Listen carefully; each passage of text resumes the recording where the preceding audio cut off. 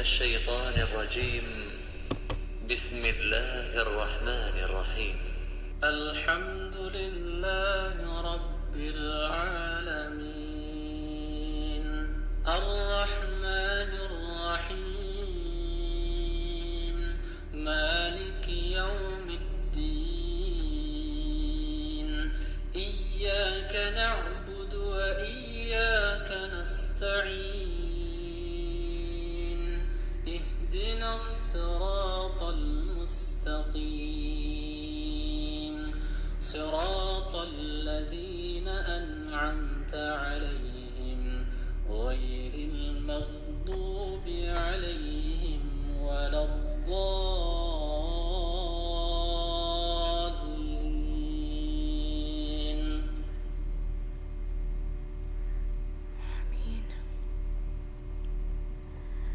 نحمده ونصلي على رسوله الكريم اما بعد فاعوذ بالله من الشيطان الرجيم بسم الله الرحمن الرحيم رب اشرح لي صدري ويسر لي امري واحلل عقدة من لساني يفقهوا قولي رب زدني علما اللهم فقهنا في الدين اللهم اجعلنا من الذين آمنوا وعملوا الصالحات وتواصوا بالحق وتواصوا بالصبر اللهم ثبتنا بلا الہ الا اللہ عند الموت.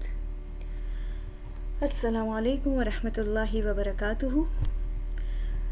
آج ہمارا تفسیر کا سیشن سورہ قصص کی آیت نمبر 22 سے آیت نمبر 43 تک ہے انشاءاللہ. تو چلیے اپنے سیشن کو سٹارٹ کرتے ہیں. ہم نے پچھلے سیشن میں آیت 21 تک کمپلیٹ کر لیا تھا اور ہم اس میں دیکھ رہے تھے حضرت موسیٰ علیہ السلام کا قصہ. ٹھیک ہے، اور ہم نے یہ دیکھا تھا کہ حضرت موسیٰ علیہ السلام کا قصہ جو ہے وہ 2 پارٹس میں ہے. پہلا ایک جو تھا وہ موسیٰ علیہ السلام اور فرعون کا، اور پھر دوسرا موسیٰ علیہ السلام اور بنی اسرائیل کا. اس میں آج ہم آیت نمبر 22 سے شروع کرتے ہیں.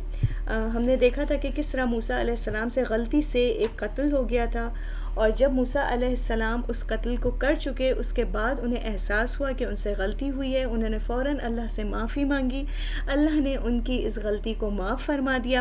اور اس کے بعد جب محل میں موسیٰ علیہ السلام کو قتل کیے جانے کے مشورے ہونے لگے تو ایک شخص جو کہ موسیٰ علیہ السلام کا خیر خواہ تھا وہ آیا.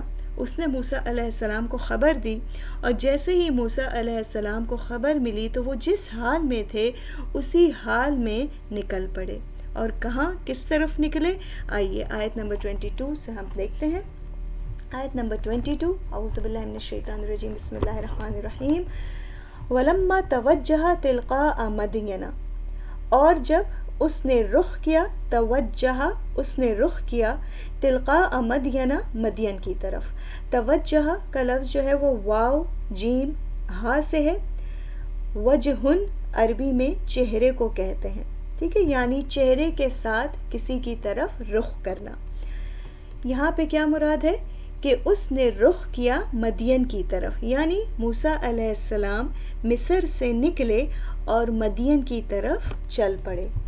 قال کہا عسیٰ ربی ان یہدینی سواء السبیل، امید ہے کہ میرا رب ان یہدینی رہنمائی کرے گا میری، سواء السبیل سیدھے راستے کی طرف.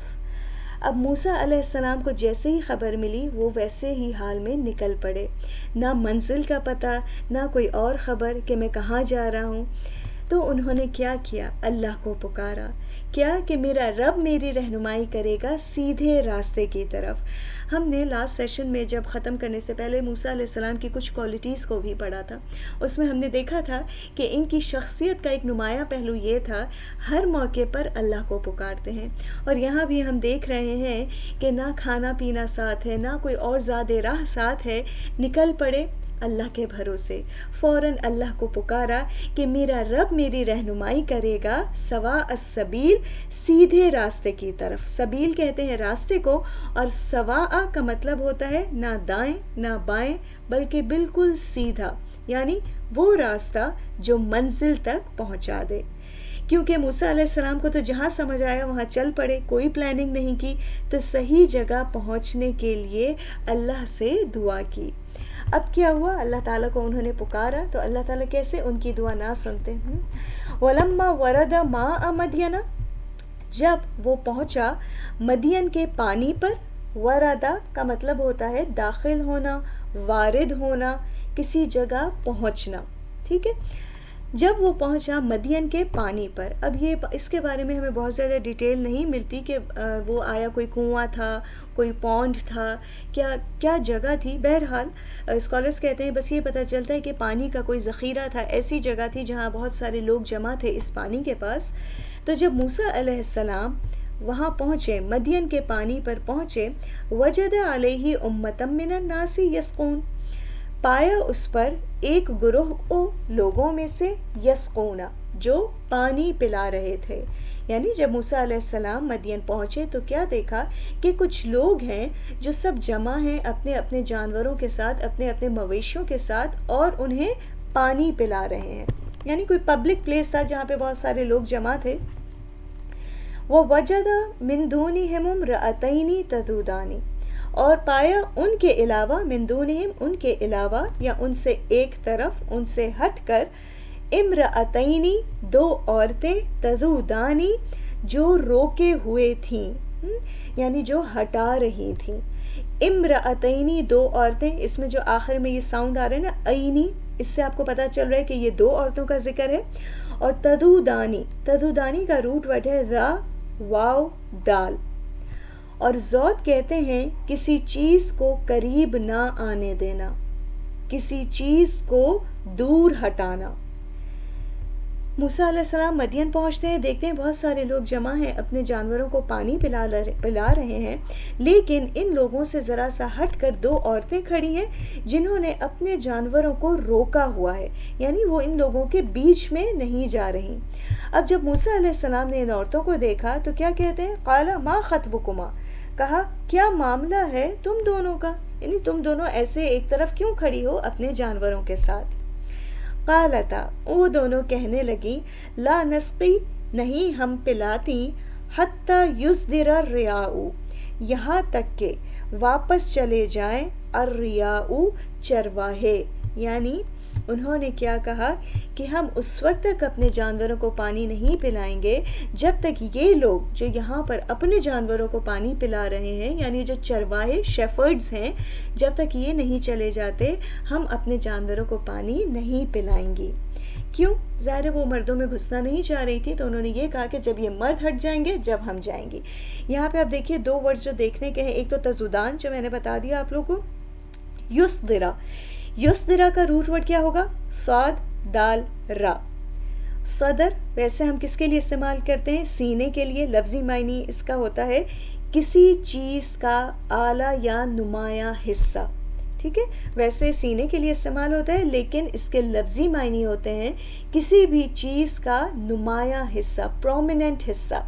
جیسے کہ آپ دیکھیے کہ صدر مجلس، کسی بھی گیدرنگ کا جو صدر ہوتا ہے اس کو بھی صدر کیوں کہا جاتا ہے؟ کیونکہ وہ ایک بہت خاص پرومیننٹ جگہ ہوتی ہے، وہاں پر بیٹھا ہوتا ہے. تو اسی طرح سے صدر کسی جگہ سے پانی پلا کر واپس جانے کے لیے بھی استعمال کیا جاتا ہے. ابھی ہم نے پیچھے پڑھا نا لفظ وردا، وردا کا مطلب ہوتا ہے پانی پر جانا. وردا کا اپوزٹ ہوتا ہے صدرا، کہ کسی جگہ سے پانی پلا کر واپس چلے جانا.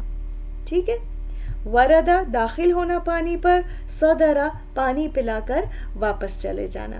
اب دیکھیے عربک ایک ٹرم ہوتا ہے مصدر، تو مصدر کو بھی مصدر کیوں کہا جاتا ہے؟ کیونکہ مصدر وہ اسم ہوتا ہے جس سے باقی تمام جو ہیں وربز، افعال وغیرہ وہ نکلتے ہیں. ٹھیک ہے، مراد یہ ہے، آپ یہ سوچ سکتے ہیں کہ ایسی جگہ جہاں سے مزید برانچز نکل رہی ہوں. ٹھیک ہے، صدرہ ایک خاص جگہ اور جس سے آگے مزید برانچز نکل رہی ہوں تو اس کو صدرہ کہا جاتا ہے. یصدر الرعاء یعنی واپس چلے جائیں گے پانی پلا کر. کون؟ الرعاء راعی کا جمع ہے، اور راعی کہتے ہیں شیفرڈ کو، چرواہے کو. یعنی جب یہ چرواہے واپس چلے جائیں گے تب ہم اپنے جانوروں کو پانی پلائیں گی. وَأَبُونَا شَيْخٌ کبیر، اور ساتھ ساتھ انہوں نے یہ بھی بتا دیا کہ ہم یہاں کیوں آئے ہیں، کہ ہمارا باپ شیخ کبیر بہت بوڑھا ہے، بڑی عمر کا ہے، اسی لیے ہم اپنے جانوروں کو پانی پلانے آئی ہیں. اس آیت میں بھی آپ دیکھیے کتنی ایک لیسن ہے، زبردست لیسن ہے کہ اگر ضرورت پڑے تو عورت کام کر سکتی ہے، کام کرنے کے لیے نکل سکتی ہے، اور ضرورت پڑنے پر مردوں سے بات بھی کر سکتی ہے۔ یہاں پہ ہم دیکھ رہے ہیں حضرت موسیٰ علیہ السلام نے ان سے پوچھا تو انہوں نے حضرت موسیٰ علیہ السلام کو جواب دیا۔ ہاں، کس چیز سے منع ہے؟ بلا ضرورت باتیں کرنا یا irrelevant باتیں کرنا نامحرم کے ساتھ۔ ویسے ضرورت کے لیے آواز کا پردہ نہیں ہے۔ اسی طرح سے یہاں سے آپ دیکھیے حضرت موسیٰ علیہ السلام کی بھی ایک خاص کوالٹی کا پتہ چل رہا ہے کہ موسیٰ علیہ السلام اتنے تھکے ہارے وہاں پہنچے۔ کیا حال تھا ان کا؟ میں نے پیچھے آپ لوگوں کو بتایا تھا کہ روایت میں آتا ہے کہ چلتے چلتے ان کے جوتے پھٹ گئے تھے، ان کے پاؤں زخمی ہو گئے تھے، بھوکے پیاسے حال میں وہاں پہنچے تھے، لیکن انسانوں کی خیرخواہی کی تڑپ ان کے اندر تھی۔ اپنی پریشانی بھول گئے اور ان عورتوں سے پوچھنے لگے کہ آخر تمہارا کیا معاملہ ہے، تم لوگ یہاں کیوں کھڑے ہو؟ اب جب ان عورتوں نے بتایا کہ دیکھیں ہم مردوں میں گھسنا نہیں چاہتے اور ہمارا باپ بہت بوڑھا ہے، تو کیا ہوا؟ فَسَقَا لَهُمَا، تو اس نے پلا دیا پانی ان دونوں کے لیے۔ ثُمَّ تَوَلَّى إِلَى الظِّلِّ، پھر وہ پھر گیا سائے کی طرف، تولا یعنی منہ موڑ جانا، ایک طرف کو ہو گئے، إِلَى الظِّلِّ سائے کی طرف، فقالا اور پھر کہنے لگے ربی انی لما انزلت الیہ من خیر فقیر، کہ اے میرے رب بے شک جو بھی تو نازل کرے گا میری طرف کوئی بھی بھلائی تو میں تو اس کا محتاج ہوں۔ سبحان اللہ، بہت خوبصورت دعا۔ اب کیا کرتے ہیں موسیٰ علیہ السلام ان عورتوں کے جانوروں کو پانی پلا دیتے ہیں، اپنی سروسز انہیں آفر کر دیتے ہیں اور پھر واپس پلٹتے ہیں، اور آس پاس کہیں سایہ نظر آتا ہے تو وہاں جا کر بیٹھ جاتے ہیں، اور سائے میں بیٹھتے ہی پھر اللہ کو پکارتے ہیں، پھر سے اللہ سے دعا کرتے ہیں، کیونکہ وہی بات ہے منزل کا پتہ نہیں، نہ کچھ کھانے پینے کا انتظام ہے، نہ گھر کا انتظام ہے، کچھ نہیں پتہ میں کہاں جاؤں گا، کہاں رہوں گا، کیا کروں گا، تو انتہائی خوبصورت الفاظ کے ساتھ اللہ کو پکارتے ہیں ربی انی لما انزلت الیہ من خیر فقیر، یا اللہ آپ جو بھی خیر میری طرف نازل کریں گے میں تو اس کا محتاج ہوں۔ یہ ہوتا ہے بندہ مومن۔ ایک مومن بندہ اپنی ہر ضرورت پر اپنے رب کو پکارتا ہے، اپنی ہر پریشانی پر اللہ کو یاد کرتا ہے۔ اور اب دیکھیں یہاں پر موسیٰ علیہ السلام کیا کہہ رہے ہیں کہ یا اللہ آپ جو بھی خیر میرے اوپر نازل کریں گے میں تو اس کا محتاج ہوں، اپنے آپ کو فقیر کہہ رہے ہیں، اللہ تعالیٰ کے آگے عاجزی کا اظہار کر رہے ہیں۔ ہمارا کیا حال ہوتا ہے؟ کوئی بھی نعمت ذرا سا مل جاتی ہے تو کیا ہوتا ہے؟ اپنے آپے سے باہر ہو جاتے ہیں، لیکن موسیٰ علیہ السلام اللہ کے سامنے عاجزی کر رہے ہیں کہ یا رب میں تو فقیر ہوں، میں محتاج ہوں۔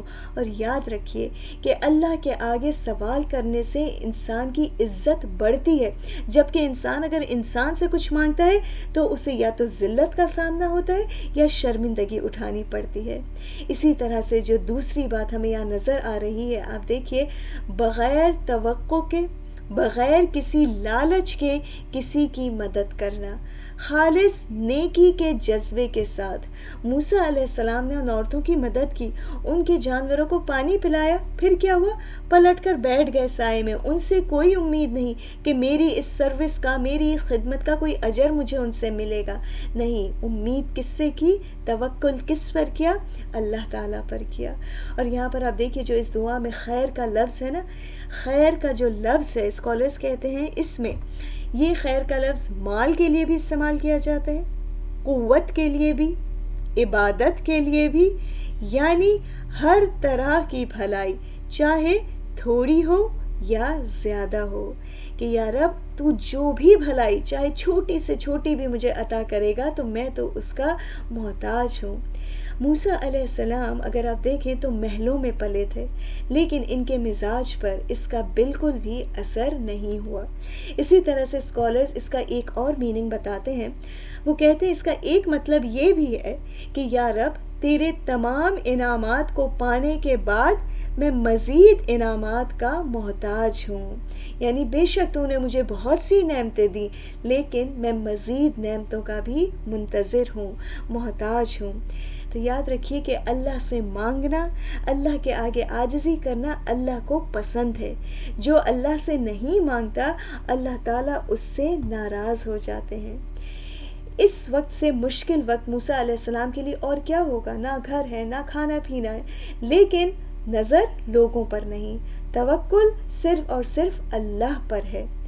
ہمارے اوپر کوئی مشکل آتی ہے، کوئی پریشانی آتی ہے تو ہمارا پہلا خیال کہاں جاتا ہے؟ سب ذرا ذہنوں میں اپنے اپنے سوچیں کہ جب ہم پر کوئی پریشانی یا مشکل آتی ہے تو ہو از دا فرسٹ پرسن جو ہمارے ذہن میں آتا ہے؟ کون ہے؟ یا تو ہمارا فلاں بھائی ہے، فلاں بہن ہے، فلاں دوست ہے، فلاں شخص ہے جو میری مدد کر دے گا، میری اس پریشانی کو دور کر دے گا. اللہ کا خیال تو شاید بہت بعد میں آتا ہے. نہیں، حالانکہ اللہ کا خیال سب سے پہلے آنا چاہیے. یہ جو دعا ہے نا، ربی انی لما انزلت الیہ من خیر فقیر، بہت خوبصورت دعا ہے. کسی بھی پریشانی میں، کسی بھی مشکل وقت میں، کسی بھی کنفیوژن کے وقت اس دعا کو کثرت سے پڑھنا چاہیے. بہت خوبصورت دعا ہے. ایک دل کو اطمینان بھی حاصل ہوتا ہے اور پھر اللہ تعالیٰ ایسے اسباب پیدا فرماتا ہے جو بندے پیدا نہیں کر سکتے. کیونکہ جب انسان دوسروں کی خدمت بغیر کسی لالچ کے کرتا ہے تو یاد رکھیے کہ اللہ تعالیٰ اس کا اجر انسان کو دنیا میں بھی دیتے ہیں. آخرت میں تو محفوظ ہوتا ہی ہے، لیکن دنیا میں بھی اللہ تعالیٰ اس انسان کو اس کا اجر دیتے ہیں. اور وہ کیسے؟ جیسے اللہ تعالیٰ نے موسیٰ علیہ السلام کو دیا. ابھی تو موسیٰ علیہ السلام نے یہ دعا مانگی ہی کہ پھر کیا ہوا؟ آیت نمبر 25 فَجَاءَتْهُ إِحْدَاهُمَا تَمْشِي عَلَى اسْتِحْيَاءٍ، آئی اس کے پاس ان دونوں میں سے ایک عورت، تمشی چلتے ہوئے، علی استحیاء حیا کے ساتھ. سبحان اللہ. ان دونوں میں سے ایک عورت آئی اور اس عورت کی خاص کوالٹی جو یہاں اللہ تعالیٰ نے بتائی وہ کون سی ہے؟ حیا. کہ وہ عورت حیا کے ساتھ موسیٰ علیہ السلام کے پاس آئی. اس کی چال میں بھی حیا تھی، اس کی گفتگو میں بھی حیا تھی اور اس کے انداز میں بھی حیا تھی. اور کیا کہنے لگی؟ اپنے والد کا پیغام پہنچایا موسیٰ علیہ السلام کو. قالت، کہنے لگی، ان ابی یدعوک، بے شک میرا باپ تمہیں بلا رہا ہے، لیجزیک اجر ما سقیت لنا، تاکہ تمہیں بدلہ دے، اجر دے اس کا جو تو نے پانی پلایا. سبحان اللہ. یعنی میرا باپ تمہیں اجرت دینا چاہتا ہے جو تم نے ہماری خدمت کی. کس طرح اللہ تعالیٰ نے موسیٰ علیہ السلام کے لیے اسباب پیدا فرما دیے. کیونکہ موسیٰ علیہ السلام نے ان عورتوں کی جو خدمت کی تھی، ان کی جو مدد کی تھی، وہ للہ کی تھی، اللہ کے لیے کی تھی. تو اللہ تعالیٰ نے وہاں سے دروازے کھول دیے جہاں سے انہوں نے سوچا بھی نہیں تھا. کسی کے ساتھ بھلائی کا نتیجہ اللہ تعالیٰ دنیا میں بھی دکھا دیتے ہیں، کیونکہ قرآن میں اللہ کا وعدہ ہے، ان اللہ لا یضیع اجر المحسنین، کہ اللہ تعالیٰ محسنین کا اجر ضائع نہیں کرتے. لیکن پرابلم کہاں آ جاتی ہے؟ جب ہم اللہ کے وعدوں پر یقین نہیں کرتے، اسی لیے محسن بننے سے بھی ڈرتے ہیں.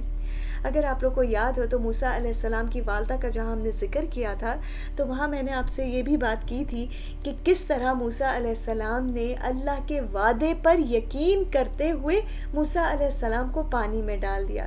کیونکہ اللہ تعالیٰ نے ان سے وعدہ کیا تھا کہ میں اسے لوٹاؤں گا تمہارے پاس، اسے رسول بناؤں گا. ہمارے ساتھ پرابلم یہی ہو جاتا ہے کہ ہم اللہ کے وعدوں کے بارے میں پڑھتے ہیں بہت زیادہ قرآن میں، لیکن ہم ان پر یقین نہیں کرتے. اور اسی لیے نیکی کے معاملے میں احسان کے لیول پر پہنچنا ہمیں بہت مشکل لگتا ہے. یہاں موسیٰ علیہ السلام نے للہ ان کی مدد کی، ان عورتوں کی، تو اللہ تعالیٰ نے کس طرح انہیں بہترین اجر نوازا اور ان کے لیے گھر کا بھی انتظام فرما دیا. یہاں پر آپ دیکھیے اس عورت کی جو خاص کوالٹی اللہ نے بتائی ہے، حیا، تو اس کے بارے میں بھی اسکالرز کہتے ہیں، اور ہم یہ سب مختلف روایات سے بھی ہمیں پتہ چلتا ہے کہ حیا اور ایمان ساتھ ساتھ ہیں. حیا مرد اور عورت دونوں کے لیے ضروری ہے. ہاں، لیکن خاص طور پر حیا کو عورت کا زیور کہا گیا ہے. کوئی بھی عورت جو اللہ کی نظر میں پسندیدہ ہونا چاہتی ہے تو اسے چاہیے کہ اپنے آپ کو حیا کے زیور سے آراستہ کرے. اب کیا ہوا؟ فلما جاءہ، جب آ گیا اس کے پاس، وقص علیہ القصص، اور قصہ سنا دیا اس کو پورا قصہ. موسیٰ علیہ السلام جب اس عورت نے آ کے انہیں بتایا کہ میرے والد تمہیں بلا رہے ہیں، وہ اجرت دینا چاہتے ہیں، جب موسیٰ علیہ السلام اس عورت کے والد کے پاس پہنچے انہیں پورا قصہ سنا دیا. قال، تو وہ کہنے لگا لا تخف، نہ تم ڈرو، نجوت من القوم الظالمین، تم نجات پا گئے ہو ظالم قوم سے، کہ دیکھو اب نہ ڈرو، اس زمین پر جہاں تم ہو فرعون کی حکومت نہیں ہے، بے خوف ہو جاؤ، یہاں تم امن سے رہو گے. قالت احداہما، ان دونوں میں سے ایک بولی، یا ابتی، اے میرے ابا جان، استاجرہ، اس شخص کو اجرت پر رکھ لیجئے، ان خیر من استاجرت القوی الامین، بے شک بہترین جس کو آپ اجرت پر رکھیں وہ کون ہو سکتا ہے؟ جو مضبوط بھی ہو اور امانت دار بھی ہو. یعنی ان دونوں میں سے ایک بچی، ایک لڑکی اپنے والد کو مشورہ دینے لگی. اس بچی کی سمجھ کتنی زبردست ہے، آپ دیکھیے، اس نے اندازہ کر لیا کہ یہ شخص کیسا ہے، یعنی موسیٰ علیہ السلام کیسے ہیں، فزیکلی بھی اسٹرانگ ہے اور امانت دار ہے. تو اپنے والد کو مشورہ دینے لگی کہ دیکھیں آپ اس کو ایز اے ملازم رکھ لیں، اجرت پر رکھ لیں، کیونکہ بہترین شخص جو آپ کی اجرت پر، جس کو آپ اجرت پر رکھیں، وہ وہی ہو سکتا ہے جو کہ فزیکلی بھی اسٹرانگ ہو، طاقتور ہو اور الامین ہو، امانت دار ہو. یہاں پر آپ دیکھیے اس آیت میں ایک ملازم کو منتخب کرنے کے لیے بھی 2 کوالٹیز بتا دی گئیں کہ اگر کوئی سرونٹ، کوئی ملازم اپنے لیے رکھنا چاہتے ہو تو یہ 2 کوالٹیز ضرور دیکھو. ایک سلیکشن کا ایک کرائٹیریا ہمیں بتا دیا گیا، ایک کہ وہ قوت والا ہو. اب کس طرح سے قوت والا ہو؟ فزیکلی بھی، جسمانی طور پر بھی اور ذہنی طور پر بھی. کیونکہ آپ دیکھیے کہ اگر صرف جسمانی طور پر مضبوط نہیں ہوگا اور ہم اس سے کام پر کام بولتے جاتے ہیں تو کیا ہوتا ہے؟ تھک جاتا ہے، کام صحیح سے نہیں کرتا. اسی طرح سے اگر کوئی فزیکلی تو اسٹرانگ ہے لیکن اس میں اتنی عقل نہیں ہے، اسے کام کرنے کا ڈھنگ نہیں، تو بھی پرابلم ہو جاتا ہے. پھر ہم چاہے جس طرح سے اسے سمجھا دیں وہ اس طریقے سے کام نہیں کر پاتا. اور اسی طرح سے دوسری کوالٹی الامین، کہ وہ امانت دار ہو. یعنی امانت دار کا کیا مطلب ہے؟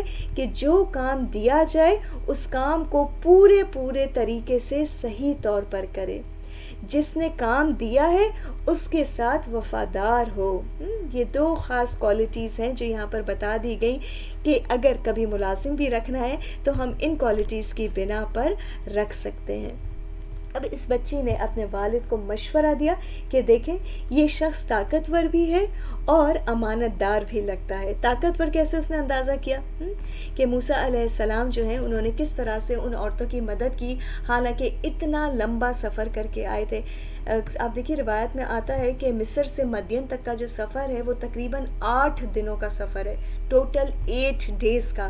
تو 8 دن کا سفر طے کرنے کے بعد موسیٰ علیہ السلام مدین پہنچے، اور ایسا نہیں کہ تھک کر ایک دم ایک جگہ بیٹھ گئے اور کچھ سجھائی نہیں دے رہا، نہیں، تھکے ہوئے تھے لیکن اس کے باوجود جیسے ہی ان عورتوں کو دیکھا کہ انہیں میری مدد کی ضرورت ہے تو فوراً آگے بڑھ کر مدد کی. ابھی ہمارا کیا حال ہوتا ہے، ہم تو ذرا سا شاید پکنک سے بھی آتے ہیں، انجوائے کر کے آتے ہیں تو بھی کتنا تھک جاتے ہیں کہ گھر پہنچ کر. اب سوچئے ذرا کہ اگر پکنک سے آئے ہیں اور ہمیں پتہ ہے کہ گھر پہنچ کر ابھی ہمیں کھانا بھی پکانا ہے، اور پھر اچانک سے کوئی فون بھی آ گیا ہے تو اس سے بہترین طریقے سے بات بھی کرنی ہے، تو ہمارا کیا حال ہوتا ہے. اکثر اوقات تو یہ ہوتا ہے پکانا تو دور کی بات، کھانا بھی مشکل ہو جاتا ہے. کہا تو یہ کہ ہم پکائیں اور دوسروں کو بھی کھلائیں. تو بات وہی ہے کہ موسیٰ علیہ السلام جو ہیں وہ فزیکلی بھی اسٹرانگ تھے اور ان میں دوسروں کی خیرخواہی کا جذبہ بہت زیادہ تھا. اسی لیے انہوں نے اپنی تھکن کو سائڈ پر رکھتے ہوئے ان عورتوں کی فوراً مدد کی. اب جب اس بچی نے اپنے والد کو یہ مشورہ دیا کہ دیکھیں آپ اس کو رکھ لیں کیونکہ یہ امانت دار بھی ہیں، طاقتور بھی ہیں، انہیں اجرت پر رکھ لیں. اب یہ باپ کیا کہنے لگا، قالا انی اریدو، بے شک میں چاہتا ہوں، ان کے حق احدب نتیہ ہاتینی، کہ میں نکاح کر دوں تمہارا اپنی دونوں بیٹیوں میں سے ایک کا. یہ 2 جو ہاتینی یعنی یہ اسم اشارہ ہے کہ یہ جو 2 بیٹیاں ہیں ان دونوں میں سے میں ایک کا نکاح تم سے کر دوں. الا ان تأجرنی، اس شرط پر کہ تم میری نوکری کرو 8 حجج 8 سال تک. یعنی ایک معروف شرط رکھ دی گئی کہ دیکھو میں اپنی ان دونوں بیٹیوں میں سے ایک کا نکاح تمہارے ساتھ کرنا چاہتا ہوں، لیکن ایک شرط ہے. وہ کیا؟ کہ تم 8 سال تک میری خدمت کرو گے. فَإِنْ أَتْمَمْتَ عَشْرًا فَمِنْ عِنْدِكَ. اور اگر تم چاہو کہ تم 10 سال کر دو تو ٹھیک ہے، وہ تمہاری طرف سے ایک احسان ہوگا. وَمَا أُرِيدُ أَنْ أَشُقَّ عَلَيْكَ. میں نہیں چاہتا کہ میں سختی کروں تم پر. میں تم پر کسی قسم کی کوئی سختی نہیں کروں گا، تمہاری مرضی ہے. اگر تم چاہو تو 10 سال کر دو. ہاں 8 سال تو شرط ہے، وہ تو کرنے ہوں گے، لیکن پھر اگر تم 10 سال کرنا چاہو تو اٹس آن یو، تمہاری مرضی، یہ تمہاری طرف سے احسان ہوگا. ستجدونی انشاءاللہ من الصالحین. ان قریب تم مجھے نیک لوگوں میں سے پاؤ گے اگر اللہ نے چاہا. یہاں پر آپ دیکھیے کہ باپ کا یہ جو ڈیسیشن تھا بہت زیادہ زبردست ڈیسیشن تھا کہ وہ اپنی ایک بیٹی کا نکاح موسیٰ علیہ السلام سے کر دے، کیونکہ ظاہر ہے اجنبی نوجوان کو کام پر رکھنا خرابی ہو سکتی تھی، اور وہ جان گیا تھا کہ موسیٰ علیہ السلام ایماندار ہیں کیونکہ انہوں نے بغیر کسی لالچ کے اس کی بیٹیوں کی مدد کی تھی. اس لیے اس شخص نے اپنی بیٹی کے نکاح کی خود پیشکش کی. اس چیز کو بھی آپ دیکھیں کہ ہمارے معاشرے میں ایک کتنا برا سمجھا جاتا ہے کہ کوئی اپنی بیٹی کے نکاح کی خود پیشکش کر دے. اس سے آپ دیکھیے کہ کیا پتہ چلتا ہے کہ اسلام میں اس طرح کی کوئی پابندی نہیں، یہ سب ہمارے اپنے جو ہے کلچرل ریسٹرکشنز ہیں.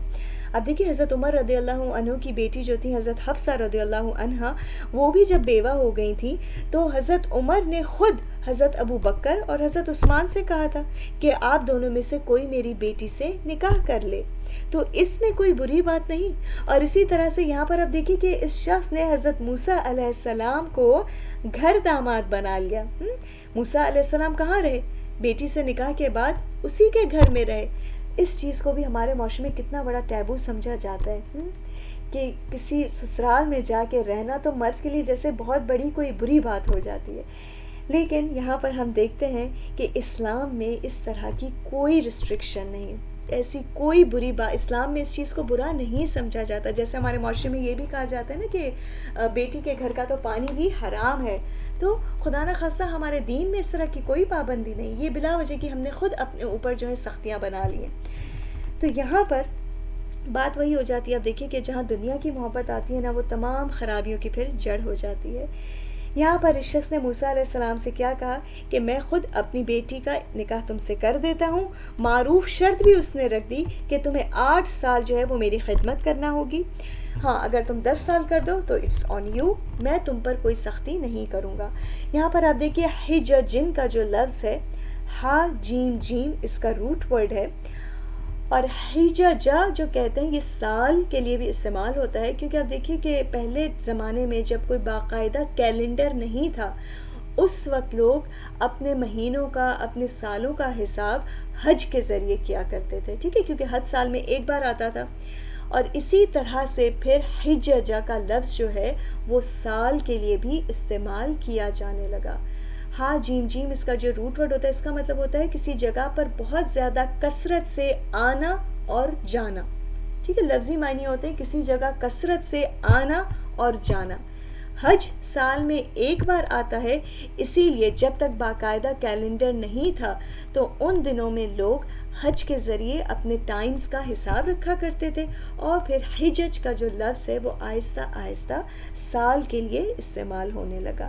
اسی طرح سے ایک اور ورڈ یہاں ہم اس آیت میں دیکھ رہے ہیں، اشقہ، شین قاف کاف، اس کا روٹ ورڈ ہے.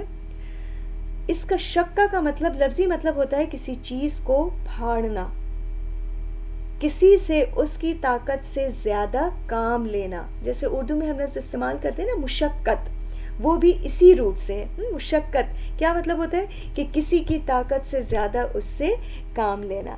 تو یہاں پر اس شخص نے یہی کہا کہ دیکھو میں تمہاری مجبوری کا فائدہ نہیں اٹھاؤں گا، ہمارے درمیان کوئی جھگڑے نہیں ہوں گے. تم 8 سال پورے کرو یا 10 سال پورے کرو، تمہاری اپنی مرضی. نبی صلی اللہ علیہ وسلم کے بارے میں آتا ہے کہ نبی صلی اللہ علیہ وسلم نے حضرت جبرائیل علیہ السلام سے پوچھا تھا کہ موسیٰ علیہ السلام نے کون سی مدت پوری کی تھی. تو حضرت جبرائیل علیہ السلام نے فرمایا تھا کہ جو زیادہ تمام تھی، یعنی 10 سال. قال موسیٰ علیہ السلام نے کہا ذالک بینی و بینک، یہ میرے درمیان ہے اور تمہارے درمیان ہے. آیت نمبر 28. موسیٰ علیہ السلام نے کیا کہا کہ ٹھیک ہے، اب یہ میرے اور تمہارے درمیان ایک کمٹمنٹ ہو گیا. ایم الاجلین قضیت، جو بھی مدت میں پوری کروں گا دونوں مدتوں میں سے، فلا عدوان علیہ، مجھ پر کوئی زیادتی نہیں ہوگی. واللہ علی ما نقول وکیل، اور اللہ اس بات پر جو کہ ہم کہیں نگہبان ہے. یعنی یہ ہمارے درمیان کمٹمنٹ ہو گیا ہے اور ہمارا گواہ کون ہے؟ اللہ تعالیٰ ہے. یہاں پر کہانی کا ایک حصہ جو ہے وہ ختم ہوتا ہے جو کہ نبوت سے پہلے کا تھا. یعنی یہاں تک ہمیں موسیٰ علیہ السلام کے کردار کی جو کوالٹیز نظر آ رہی ہیں یہ قبل از نبوت ہیں، نبوت ملنے سے پہلے. اب آگے ہم دیکھتے ہیں موسیٰ علیہ السلام کی نبوت کا قصہ شروع ہوگا کہ جب موسیٰ علیہ السلام وہاں پر رہے، مدین میں رہے. اور یہاں پر اب دیکھیے کہ ایک بات یہ بھی کہ روایات میں آتا ہے کہ یہ شخص جو تھا یہ شعیب علیہ السلام تھے. اس کی کوئی ہمیں اس طرح سے اوتھینٹک حدیث تو نہیں ملتی، لیکن بہرحال روایات سے کچھ پتہ چلتا ہے کہ یہ شعیب علیہ السلام تھے اور وہ ان کی بیٹیاں تھیں دونوں، جن میں سے ایک بیٹی سے موسیٰ علیہ السلام نے نکاح کیا تھا. لیکن پھر بتا دوں کوئی اوتھینٹک اس چیز میں ہمیں کوئی انفارمیشن نہیں ملتی ہے. اب موسیٰ علیہ السلام نے اپنی یہ مدت پوری کی. فلما قضى موسى الاجل، جب پوری ہو گئی موسیٰ علیہ السلام کی یہ مدت. آیت نمبر 29 سے اب ہم شروع کر رہے ہیں. جب موسیٰ علیہ السلام کی یہ مدت پوری ہو گئی، وسارا بأہلہ، اور وہ لے چلے اپنی بیوی کو. سارا یسیرو کا مطلب ہوتا ہے چلنا، ٹھیک ہے. اردو میں جو ہم لفظ استعمال کرتے ہیں نا سیر، وہ بھی اسی سے، کسی جگہ کی سیر کرنا مطلب چلنا وہاں پر. سارا بأہلہ، لے چلے اپنے گھر والوں کو یا اپنی بیوی کو.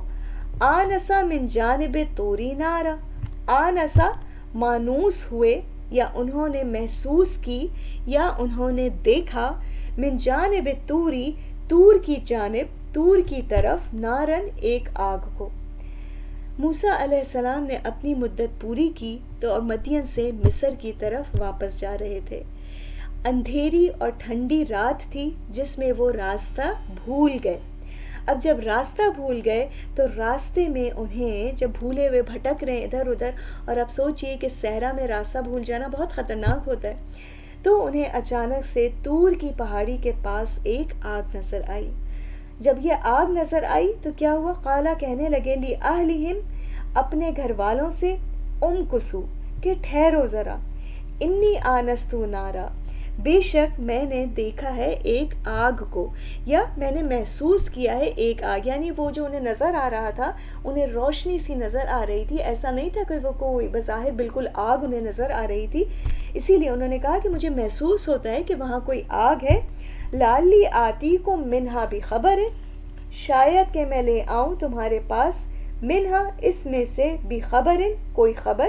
یعنی ہو سکتا ہے کہ ہم راستہ جو بھول گئے ہیں تو ہمیں راستے کی کوئی خبر مل جائے. او جذوۃ من النار، یا تو میں لے آؤں کوئی انگارہ آگ میں سے. لعلکم تصطلون، تاکہ تم تاپ سکو، گرمی حاصل کر سکو. جذوتن، جذوتن جیم ذا واو اس کا روٹ ورڈ ہے، اور جذوہ کہتے ہیں ایسا انگارہ جس کی چمک ختم ہو گئی ہو، وہ اندر سے سلگ رہا ہو لیکن اس کی چمک جو ہے وہ سامنے سے ختم ہو گئی ہو. یا تو ایسی موٹی لکڑی جس کے کنارے پر آگ ہو، جیسے کہ لیکن اس میں کوئی شعلہ نہ ہو، جیسے کہ ہم کیا کہہ سکتے ہیں کوئلہ. کوئلے کو جب جلاتے ہیں تو کیا ہوتا ہے، وہ اندر سے بالکل جل جاتا ہے لیکن باہر سے بظاہر ہمیں کوئی آگ نظر نہیں آ رہی ہوتی. تو یہی موسیٰ علیہ السلام نے ان سے کہا کہ دیکھو ٹھہرو، ہو سکتا ہے مجھے کوئی یہاں سے گائیڈنس مل جائے راستے کے بارے میں. اگر گائیڈنس نہیں بھی ملے گی تو چونکہ ٹھنڈی رات ہے تو ایسا ہوگا تو میں وہاں سے کوئی انگارہ لے آؤں گا. لعلکم تستلون، تاکہ تم اس سے گرمی حاصل کر سکو. تستلون، صاد لام یا اس کا روٹ ورڈ ہے. اگر یہ صلاح کے مولڈ پر آتا ہے، صلاح کا مطلب ہوتا ہے آگ میں ڈالنا، اور اگر یہ سلیہ کے مولڈ پر آتا ہے تو اس کا مطلب ہوتا ہے آگ میں جلنا. تو بہرحال یہاں پر اس سے کیا مراد ہے؟ تستلون اسی روٹ ورڈ سے ہے، تم تاپ سکو، یعنی تم گرمی حاصل کر سکو. میں کوئی آگ لے آؤں تھوڑی سی اور اس سے تم حرارت حاصل کر سکو. فلما اتاہا نودیا من شاطئ الواد الایمنی، فلما اتاہا جب وہ آ گیا اس کے پاس، نودیا پکارا گیا، من شاطئ الواد الایمنی ایک کنارے سے وادی کی دائیں جانب کے، فی البقعۃ المبارکتی زمین کے مبارک حصے سے، من الشجرتی درخت میں سے. کیا پکارا گیا؟ این یا موسیٰ انی انا اللہ رب العالمین، کہ اے موسیٰ بے شک میں اللہ ہوں رب سارے جہانوں کا. جیسے ہی موسیٰ علیہ السلام اس درخت کے پاس آئے، اس آگ کے پاس آئے، تو انہیں ایک آواز آئی، اور یہ آواز کہاں سے آ رہی تھی؟ شاطئ الواد الایمنی، رائٹ سائڈ کی طرف کوئی وادی تھی یا کوئی پہاڑی تھی. شاطئ، شین تا حمزہ اس کا روٹ ورڈ ہے. شاطئ کا مطلب ہوتا ہے کسی چیز کے دو کناروں میں سے ایک کنارہ، یعنی کوئی ایسی چیز ہے جس کے دو کنارے ہیں، دو اینڈنگ پوائنٹس ہیں، اس میں سے ایک کنارہ. یعنی یہ کوئی ایسی وادی ہوگی جو رائٹ سائڈ پر ہوگی، یا کوئی ایسی پہاڑی جس کی رائٹ سائڈ سے موسیٰ علیہ السلام کو یہ آواز آئی، فی البقعۃ المبارکتی زمین کے مبارک حصے سے. سبحان اللہ، یعنی جس حصے سے موسیٰ علیہ السلام کو یہ آواز آ رہی تھی اسے مبارک کہا گیا. بقعۃ المبارکتی، بقعتی با قاف عین اس کا روٹ ورڈ ہے. بقعہ کہتے ہیں زمین کا وہ حصہ جو آس پاس کے حصوں کی نسبت بہت زیادہ پرومیننٹ ہو، نمایاں ہو. اور یہاں پر اس حصے کو مبارک کیوں کہا جا رہا ہے؟ کیونکہ اللہ تعالیٰ یہاں پر موسیٰ علیہ السلام سے براہ راست کلام کر رہے ہیں، اور یہیں پر موسیٰ علیہ السلام کو نبوت دی گئی. اسی لیے کیا کہا گیا؟ فی البقعۃ المبارکتی. سبحان اللہ. اب دیکھیے کہ ایسا لگتا ہے نا کہ یہ راستہ بھولنا بھی اللہ تعالیٰ کا ایک پلان تھا، کیونکہ یہی وقت تھا، یہی جگہ تھی جہاں موسیٰ علیہ السلام کو نبوت دی جانی تھی. تو وہ راستہ بھول گئے، انہیں یہ آگ نظر آئی، موسیٰ علیہ السلام اس درخت کے پاس آئے تو انہیں اللہ تعالیٰ نے پکارا اور کیا فرمایا؟ ان اللہ رب العالمین. اللہ تعالیٰ نے اپنا تعارف کس طرح سے کرایا کہ میں ہی اللہ ہوں، یعنی جو تم سے مخاطب ہے وہ اللہ ہے. کون؟ جو تمام جہانوں کا رب ہے. اب موسیٰ علیہ السلام کو کیا حکم دیا جا رہا ہے؟ وَأَنْ أَلْقِ عَصَاكَ، اور یہ کہ القی ڈال دو، عصا کا اپنا عصا، اپنی لاٹھی. القا کا مطلب ہوتا ہے، اب دیکھیے کہ کسی چیز کو ایسے ڈالنا کہ وہ نظر آ رہی ہو. ملاقات جو ہم اردو میں استعمال کرتے ہیں نا، وہ بھی اسی روٹ ورڈ سے. تو ملاقات میں کیا ہوتا ہے کہ سامنے ایک دوسرے کو ہم نظر آتے ہیں، تبھی اسے ملاقات کہتے ہیں. تو القا چیز کو ایسے ڈالنا کہ وہ نظر آئے. اللہ تعالیٰ نے موسیٰ علیہ السلام کو حکم دیا کہ جو تمہارے ہاتھ میں یہ عصا ہے، یہ لاٹھی ہے، اسے ڈال دو. فلما رآہا، تو جب اس نے دیکھا اس کو، تہتز، وہ ہل رہا تھا، کأنہا جان، جیسے کہ گویا وہ پتلا سانپ ہو. موسیٰ علیہ السلام نے اللہ کا حکم ملتے ہی اس لاٹھی کو ڈال دیا، کوئی کچھ نو ifs نو بٹس، فوراً سے اس لاٹھی کو ڈال دیا. اور جیسے ہی انہوں نے ڈالا تو کیا تھا؟ وہ لاٹھی ایک سانپ بن گئی. جانن کہتے ہیں پتلے سانپ کو جو کہ فوراً غائب ہو جائے. ٹھیک ہے. جو جن جو ہے وہ بھی آپ دیکھیے اسی روٹ ورڈ سے. اور جن کو جن کیوں کہتے ہیں؟ کیونکہ وہ نظر نہیں آتا. ٹھیک ہے، اسی لیے جان ایسا سانپ جو فوراً غائب ہو جائے. تہتزو، ہا زازا، حزہ کا مطلب کیا ہوتا ہے؟ ہلنا. ہم نے یہ پڑھا تھا حضرت مریم کے لیے جب انہیں کہا گیا تھا نا کہ حزی الیک بجذع النخلۃ، کہ اس درخت کی شاخ کو اپنی طرف ہلاؤ. تو جیسے ہی موسیٰ علیہ السلام نے اپنی لاٹھی کو ڈالا وہ ایک سانپ بن گیا جو کہ ہل رہا تھا. اب سوچئے ذرا کہ اس وقت کیا عالم ہوگا کہ موسیٰ علیہ السلام نے اپنی لاٹھی کو جیسے ہی نیچے ڈالا وہ سانپ تو بن گیا لیکن ایسا سانپ جو ہل رہا تھا. وَلَّا مُدْبِرًا وَلَمْ يُعَقِّبْ، اس پر موسیٰ علیہ السلام ڈر گئے. ظاہر انسان تھے نا، وَلَّا مُدْبِرًا پھر گیا پیٹھ پھیر کر، وَلَمْ يُعَقِّبْ اور نہ پلٹا، اتنا زیادہ ڈر گئے. یا موسیٰ اقبل ولا تخف، تو اللہ تعالیٰ نے انہیں پکارا کہ اے موسیٰ اقبل آگے بڑھو، ولا تخف نہ ڈرو، انک من الآمنین بے شک تم تو امن والوں میں سے ہو. یعنی اب دیکھیے کہ ایسا لگتا ہے کہ یہ بھی موسیٰ علیہ السلام کی تربیت کا حصہ تھا کہ ان کے دل سے خوف چلا جائے، کیونکہ اللہ تعالیٰ کو آگے انہیں فرعون کے مقابلے کے لیے بھیجنا تھا. تو اللہ تعالیٰ نے ان کی تربیت ابھی سے شروع کر دی. اللہ تعالیٰ نے ان کو پکارا کہ نہیں موسیٰ گھبراؤ نہیں، تمہیں تو امن دے دیا گیا ہے، بلکہ آگے بڑھو اور اپنے اس خوف کو نکال دو. اور کیا کرو، اسلک یدک فی جیبک، اسلک داخل کرو، سین لام کاف اس کا روٹ ورڈ ہے، سلکا یعنی داخل کرنا، داخل کرو اپنے ہاتھ کو، فی جیبک اپنے گریبان میں. جیبکا یہ جیب سے ہے، جو اردو میں ہم استعمال کرتے ہیں نا جیب، پاکٹ. تو آپ دیکھیے جیب بھی کہاں ہوتی ہے، جو شرٹس پر جو جیب ہوتی ہے وہ اوپر کی طرف سینے کی طرف ہوتی ہے، رائٹ. تو جیب کہتے ہیں، جیم یا با اس کا روٹ ورڈ ہے، اور کہتے ہیں قمیص کے اوپر کے حصے کو. اسی لیے اس کا میننگ کیا کیا جاتا ہے، گریبان. کہتے ہیں نا اپنے گریبان میں جھانکو، تو وہ بھی گریبان کیا ہوتا ہے، جو اوپر والا حصہ، اپنے قمیص کا جو اوپر والا حصہ ہوتا ہے. تو یہاں پہ موسیٰ علیہ السلام سے اللہ تعالیٰ نے کہا کہ اپنے ہاتھ کو داخل کرو اپنے گریبان میں یا اپنی قمیص کے اوپر والے حصے میں. اور ایک جگہ کہیں ہم دیکھتے ہیں کہ کچھ کہتے ہیں کہ انہیں کہا گیا کہ اپنے اس میں بغل میں اپنے ہاتھ کو ڈالو. تخرج بیضاء من غیر سوء، وہ نکلے گا چمکتا ہوا بغیر کسی تکلیف کے، بغیر کسی بیماری کے.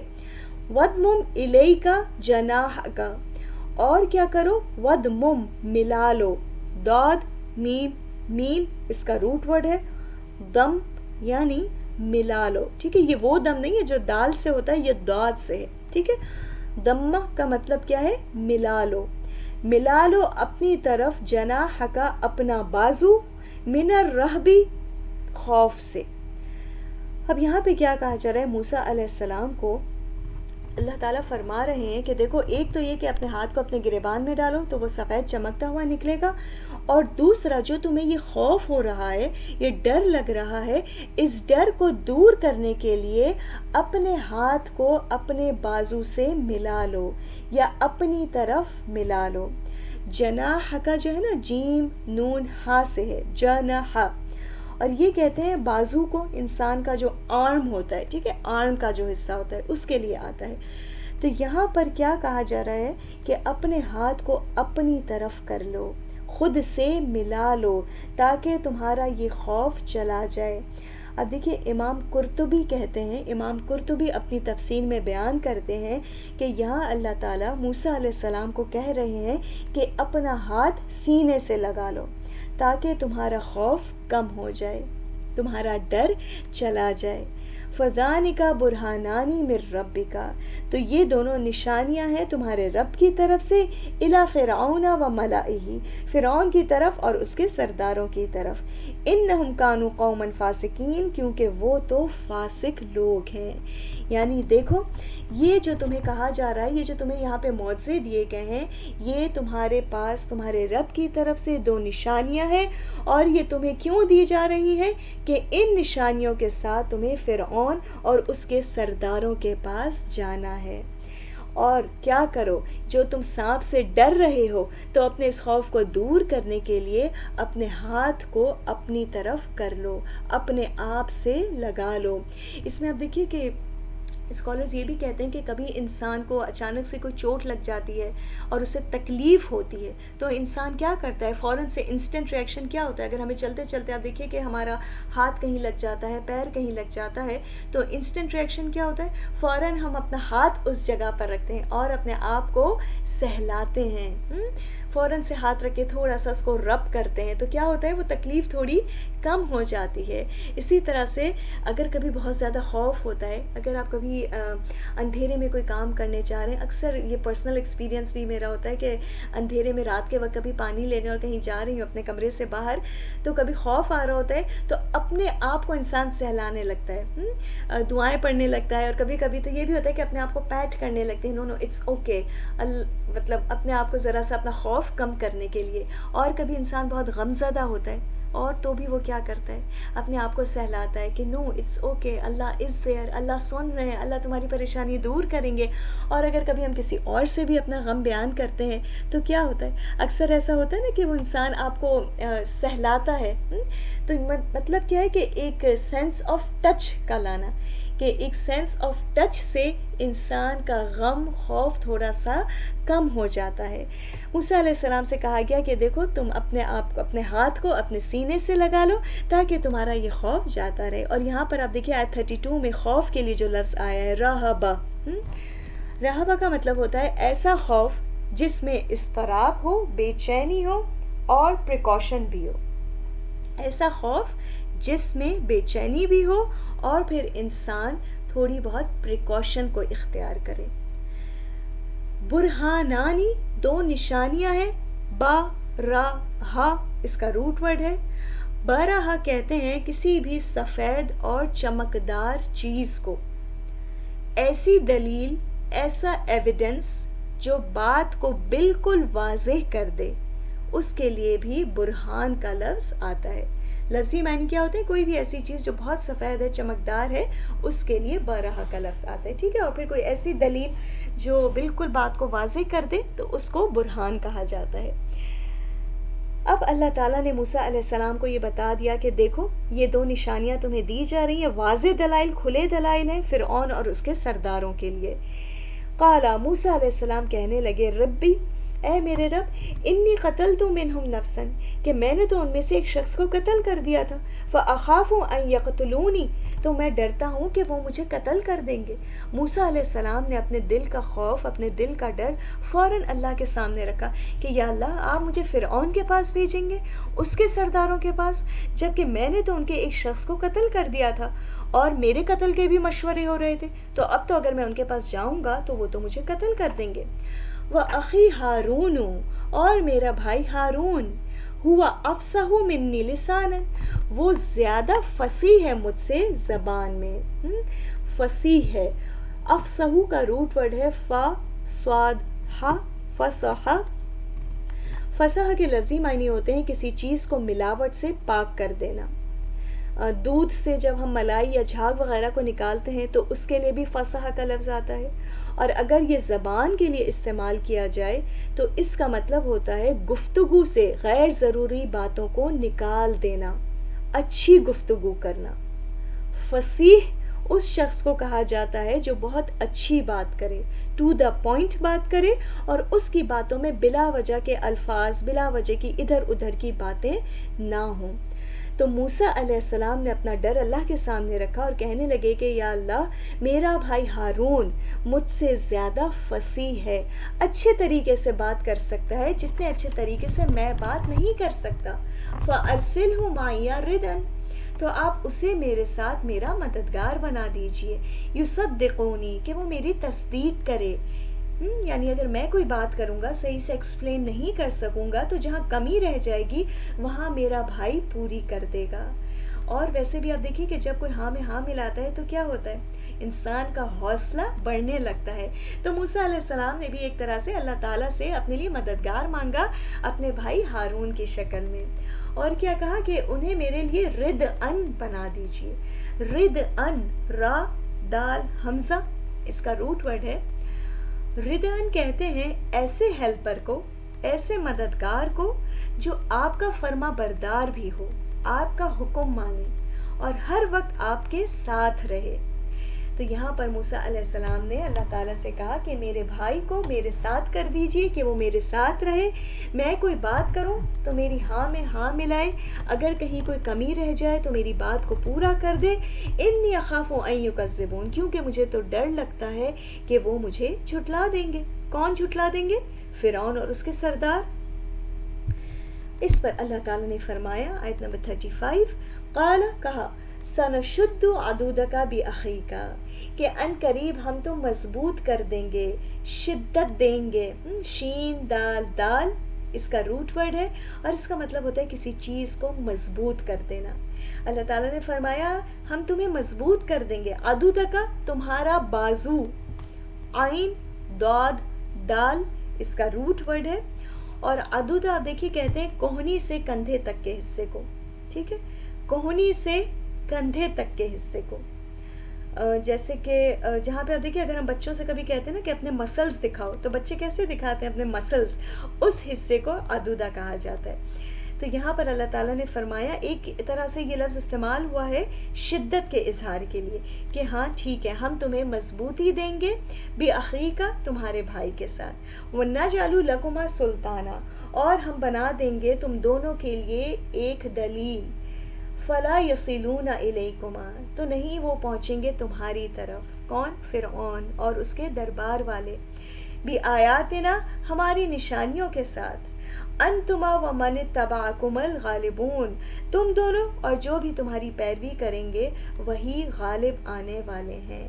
یعنی یہاں پر موسیٰ علیہ السلام کو اللہ نے تسلی دے دی کہ آپ جو مانگ رہے ہیں وہ آپ کو دے دیا گیا، ہم آپ کو مضبوط کریں گے، مضبوطی عطا کریں گے آپ کے بھائی کے ذریعے، اور آپ دونوں کو ایسا غلبہ عطا کریں گے کہ آپ ان کے دربار میں جائیں گے، اپنی بات بھی کریں گے، ہماری نشانیوں کے ساتھ جائیں گے، لیکن فرعون اور اس کے درباری آپ کا کچھ بگاڑ نہیں سکیں گے. اور ہم دیکھتے ہیں یہی ہوا بھی. فرعون کے پاس کتنی فوجیں تھیں کہ ایک اشارے پر چاہتا تو کیا کر سکتا تھا، لیکن موسیٰ اور ہارون علیہ السلام کا کچھ بگاڑ نہ سکا.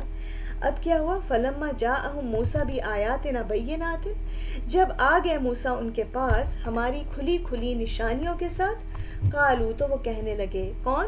فرعونی اس کے دربار والے کہنے لگے، ما ھذا الا سحر مفترا کہ نہیں ہے یہ تو مگر ایک جادو مفترا گڑھا ہوا، جھوٹا جادو ہے، بناوٹی جادو ہے.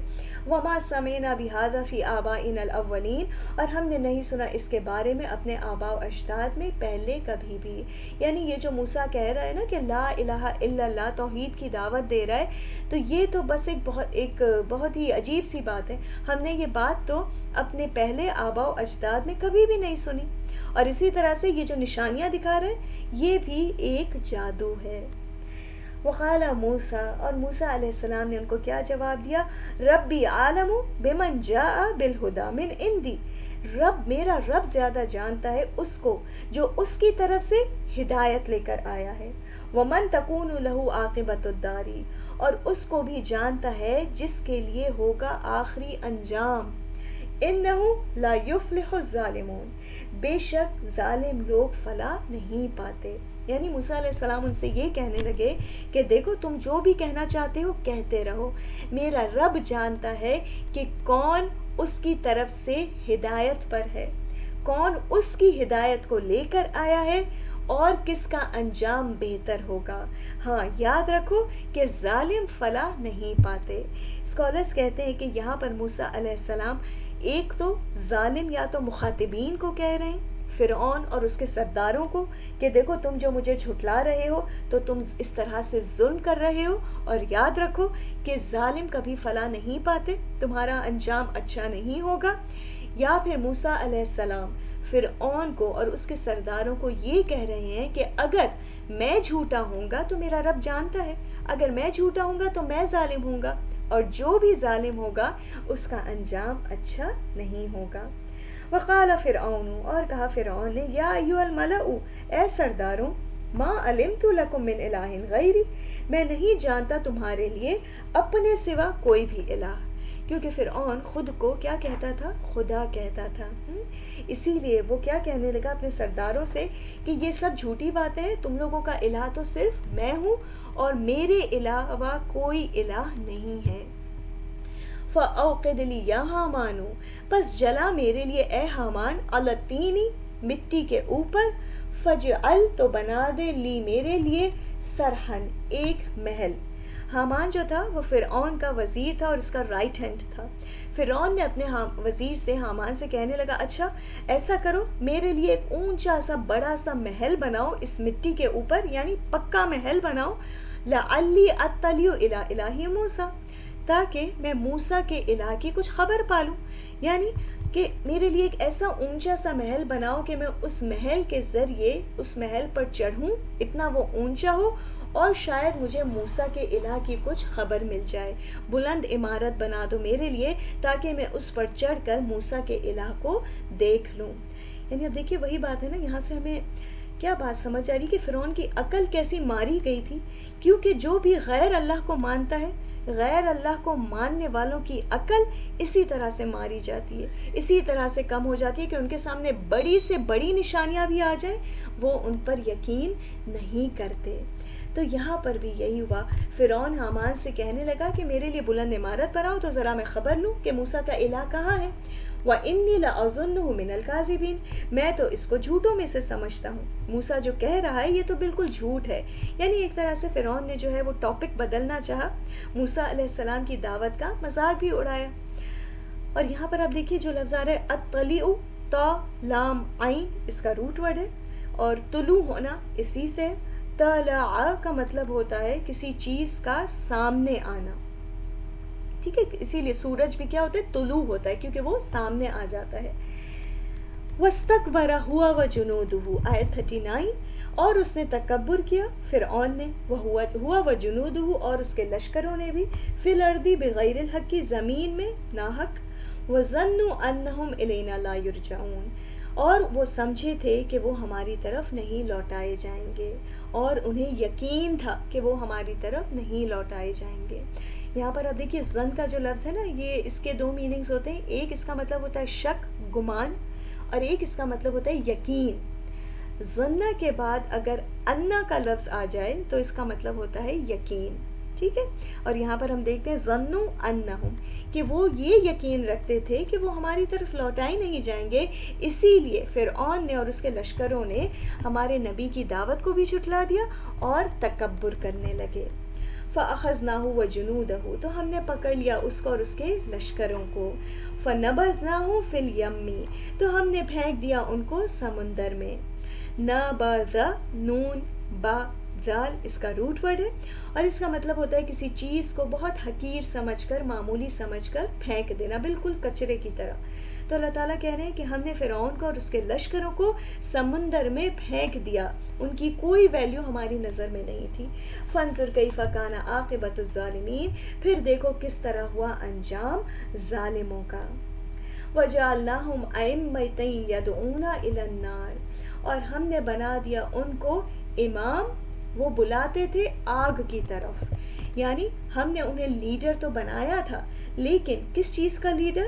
کہ وہ آگ کی طرف بلاتے تھے۔ وَيَوْمَ الْقِيَامَةِ لَا يُنصَرُونَ، اور قیامت کے دن بھی وہ مدد نہیں دیے جائیں گے۔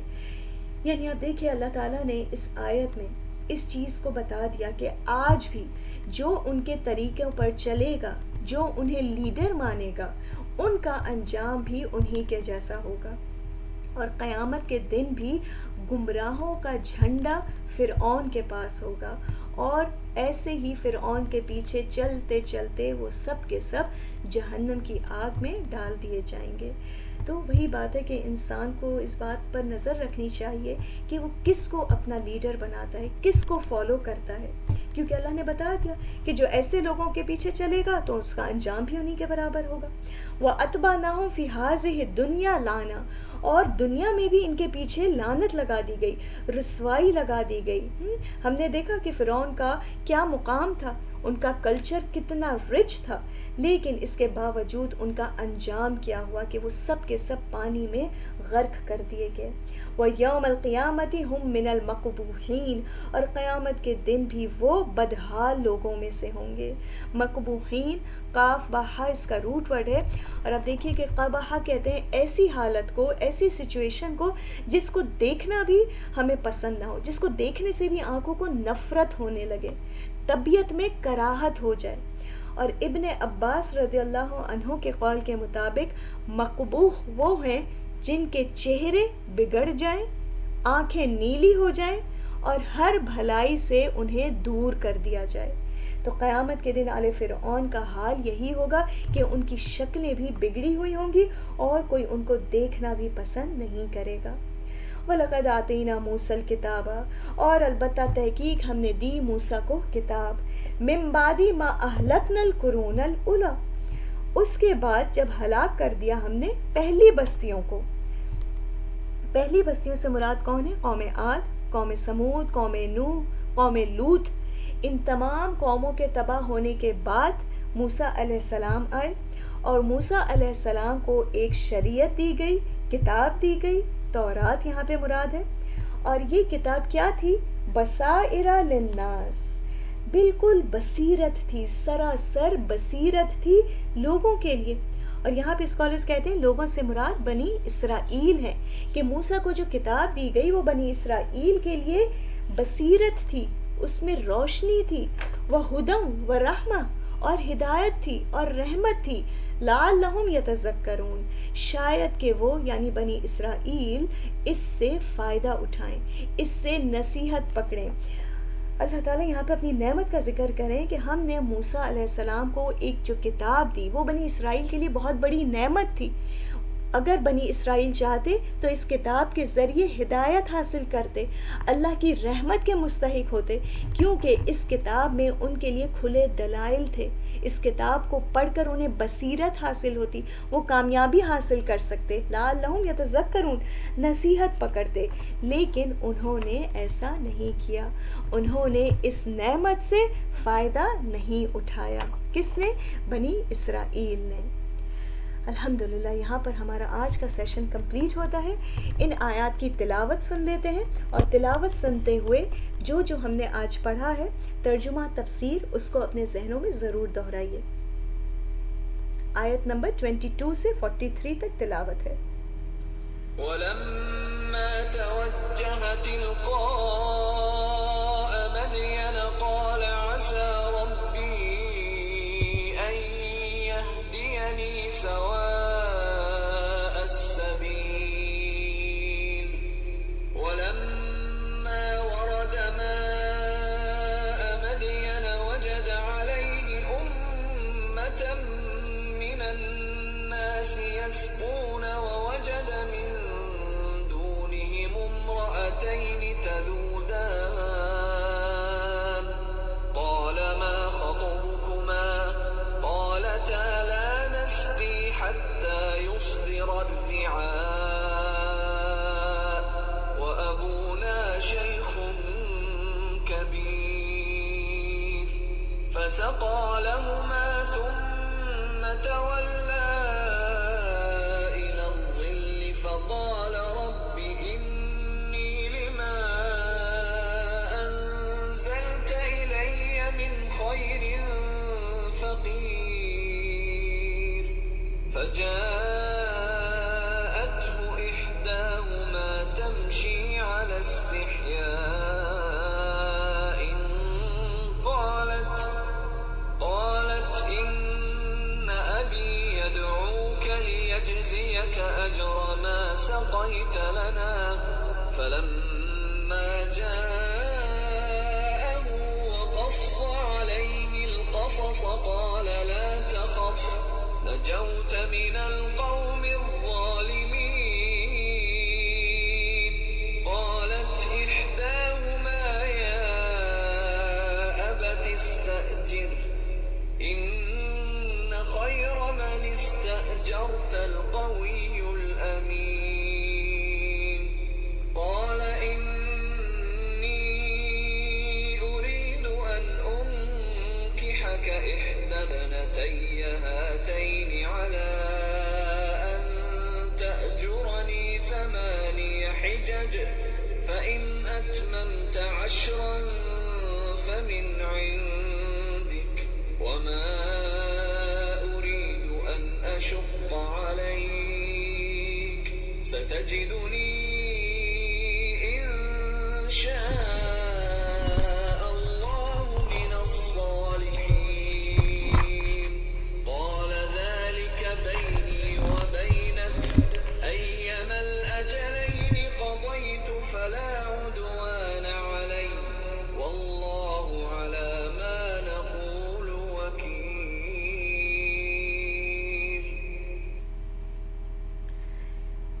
ٹھیک ہے، آیات کی تلاوت یہیں تک تھی. وآخر دعوانا ان الحمد للہ رب العالمین. سبحانک اللہم وبحمدک اشہد ان لا الہ الا انت استغفرک واتوب الیک. السلام علیکم ورحمۃ اللہ وبرکاتہ.